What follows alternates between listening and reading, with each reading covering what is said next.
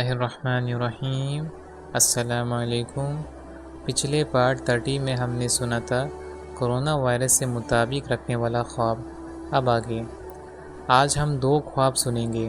پہلا خواب، یہ خواب محمد قاسم نے 3 مئی 2020 کو دیکھا تھا، اور وہ بیان کرتے ہیں کہ میں اپنے گھر سے باہر نکلا اور دیکھا کہ وہاں ایک پارک ہے۔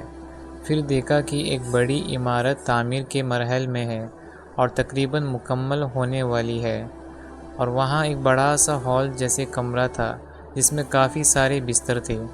ان میں سے ایک بستر پر ایک جانا پہچانا شخص تھا اور اس نے کہا، یہ میرا بستر ہے۔ میں نے اپنے آپ سے کہا، یہ یہاں کیا کر رہا ہے؟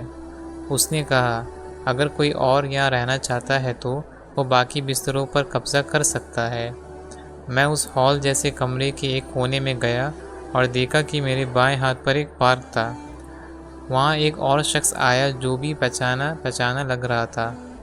یہاں میں نے کہا، کورونا کی صورتحال کچھ مہینے تک ایسی ہی رہے گی، اور اگر سخت لاک ڈاؤن لگایا گیا تو زیادہ بہتری ہوگی، ورنہ وائرس پھیلتا رہے گا۔ یہاں مجھے اپنا زمین دال کا خواب یاد آیا، اور میں نے ان سے کہا، اس وائرس کی وجہ سے کچھ ممالک کی معیشت تباہ ہو جائے گی، بلکہ ہو سکتا ہے کہ کچھ ملک اس حد تک ٹوٹ جائیں کہ صرف ان کا نام ہی باقی رہ جائے۔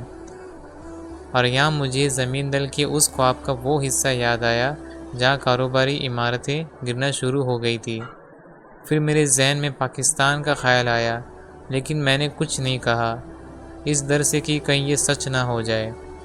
یہاں دوسرے شخص نے کہا، اگر ممالک کی معیشت گرنے والی ہے تو ہمیں کچھ ڈالرز لے کر انہیں محفوظ کر لینا چاہیے۔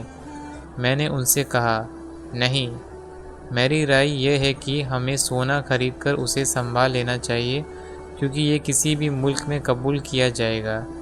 یہیں پر یہ خواب ختم ہو جاتی ہے۔ اب دوسرا خواب ہم سنیں گے۔ یہ خواب محمد قاسم نے 22 مارچ 2020 کو دیکھا تھا، اور وہ بیان کرتے ہیں کہ اس خواب میں ایک کالے اور سفید پردے دیکھی، اور اس میں نے کرونا وائرس کو اس کی اصل شکل میں حرکت کرتے ہوئے دیکھا۔ مجھے محسوس ہوا کہ جیسے میں اسے کسی مائکروسکوپ کے ذریعے دیکھ رہا ہوں۔ پھر کسی نے مجھے کہا کہ اگر ہم اس وائرس کو ایک خاص طریقے سے کاٹ دیں تو یہ کمزور اور بے اثر ہو جاتا ہے۔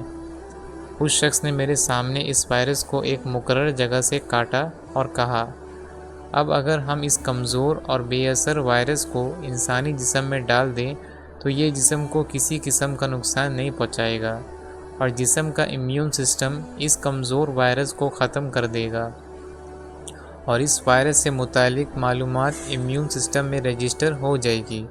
اس کا مطلب یہ ہے کہ جسم سیکھ لے گا کہ اس وائرس سے کیسے لڑنا ہے۔